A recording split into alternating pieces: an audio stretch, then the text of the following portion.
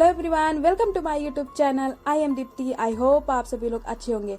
Guys, मेरे views एकदम से रुक गए हैं, तो प्लीज़ मेरे चैनल को सपोर्ट कर दीजिए। मेरे वीडियोस को ज़्यादा से ज़्यादा शेयर कीजिए ताकि मेरे चैनल की रीच बढ़ सके, और मेरे चैनल को सब्सक्राइब करना बिल्कुल मत भूलिएगा। बिना किसी देरी के स्टार्ट करते हैं आज की कहानी। एक लड़का जिसका नाम राकेश होता है, वो डेली जंगल जाया करता है और वहाँ पर बुक्स लेके पढ़ता है, क्योंकि उसे नेचर के बीच में पढ़ने में बहुत अच्छा लगता है। एक दिन जब वो जंगल जाता है और पढ़ रहा होता है, तभी अचानक उसे बहुत तेज से प्यास लगती है, क्योंकि गर्मी के दिन चल रहे थे। तो वो इधर उधर देखता है, लेकिन ना कोई तालाब दिखता है ना नदी। तो एकदम से वो व्याकुल हो जाता है। जैसे ही थोड़ा आगे चलता है तो उसे एक कुआं दिखाई देता है।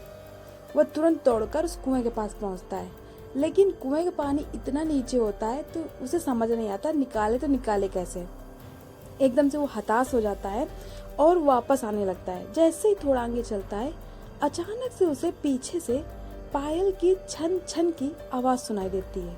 वो एकदम से पीछे मुड़ता है। उसने देखा कि बहुत ही सुंदर लड़की कुएं के पास खड़ी है।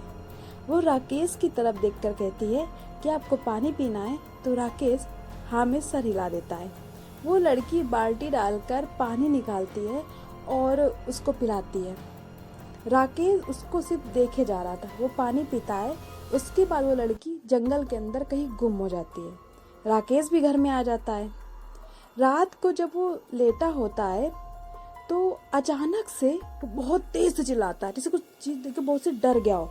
अचानक से चिल्लाता है तो उसकी चिल्लाने की आवाज सुनकर उसके मम्मी पापा दौड़ कर आते हैं, और जैसे ही आते राकेश बेहोश हो जाता है। उसकी मम्मी उसको उठाती हैं, छींटे डालती हैं।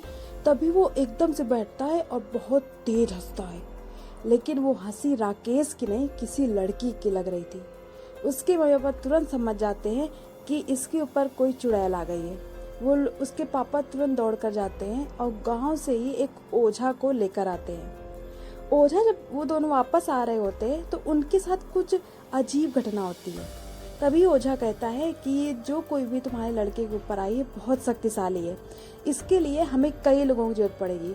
ओझा अपने कई शिष्यों को साथ में लेता है और उनके घर में पहुंचता है और उनसे कहता है कि ये चुड़ैल तुम लोगों को डराने की कोशिश करेगी। कभी हंसने लगेगी, रोने लगेगी, कभी बहुत ज़्यादा डराएगी, ऊटपटांग हरकतें करेगी, ताकि हम लोग मंत्र पढ़ना बंद कर दें, लेकिन मंत्र पढ़ते रहना है। जब वो लोग पहुंचते हैं तो देखते हैं राकेश एकदम से छत पर चढ़ने लगता है। उसको देख के सब डर जाते हैं, फिर एकदम से जमीन में आ जाते हैं। जैसे जैसे मंत्र पढ़ना स्टार्ट करते हैं वो लोग, वैसे वैसे उसके हरकतें एकदम से डरावनी होने लगती है। कभी पैर उल्टे करके चलने लगता, कभी सर के बल चलने लगता, तो कभी एकदम से किसी के पास दौड़ के जाता, लेकिन किसी को छू नहीं पा रहा था।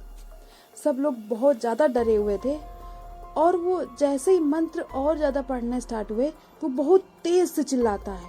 उसके चिल्लाने की आवाज़ पूरे गांव में सुनाई दे रही थी। तभी राकेश एकदम से उल्टा हो जाता है और उल्टे पैर चलने लगता है, हाथ पैर के बल उल्टे चलने लगता है, जो कि बहुत डरावना होता है। काफ़ी टाइम जाता है, लगभग 5 घंटे हो जाते हैं, लेकिन उस चुड़ैल को वो ओझा काबू नहीं कर पाता है। उसे समझ नहीं आता है कि इतनी शक्तिशाली चुड़ैल है, इसको कैसे काबू में किया जाए। तभी ओझा की नज़र वहाँ पर पड़े गुलाब के पत्तों पर पड़ती है। गुलाब के पत्ते होते हैं और कुछ फूल पड़े होते हैं। उसमें देखता है कि खून लगा होता है, और जैसे ही उनको उठाने को ओझा करता है, तभी वो चुड़ैल एकदम से चिल्लाती है और उसकी तरफ दौड़ के आती है। लेकिन उससे पहले ही ओझा उन पत्तों को, फूल को उठा लेता है और आग में डाल देता है। जैसे ही आग में डालता है, एकदम से राकेश बहुत तेज से चिल्लाता है और उसके मुंह से एक काला धुआं निकलता है, और राकेश एकदम से बेहोश होकर गिर जाता है। थोड़ी देर बाद जब राकेश को होश आता है तो उससे पूछा जाता है ये चुड़ैल कौन थी। तब उसने सब कुछ बताया कि ये मुझे जंगल मिली थी, और जब मैं रात में सो रहा था तो अचानक मेरे पास बैठी। मैं डर गया कि ये जंगल में थी, यहाँ पे कैसे आ गई। तो मैंने उससे पूछा तुम कौन हो, लेकिन वो बता नहीं रही थी। इसके पास एक गुलाब का फूल था, उसके कांटे इसने मेरे हाथ में चुभाए। जब मेरा खून निकलने लगा तो एकदम से ये असली रूप में आ गई थी। तब मैं समझ गया ये कोई चुड़ैल है। उस दिन के बाद से राकेश जंगल कभी नहीं गया, घर में ही पढ़ाई करता था। आज की स्टोरी कैसी लगी कमेंट करके जरूर बताइएगा। और गाइस प्लीज़ मेरे चैनल को सपोर्ट कर दीजिए, मेरे वीडियोस को ज़्यादा से ज़्यादा शेयर कीजिए, सब्सक्राइब करना मत भूलिएगा। मिलते हैं ऐसे ही डरावनी और इंटरेस्टिंग स्टोरी के साथ, तब तक के लिए धन्यवाद।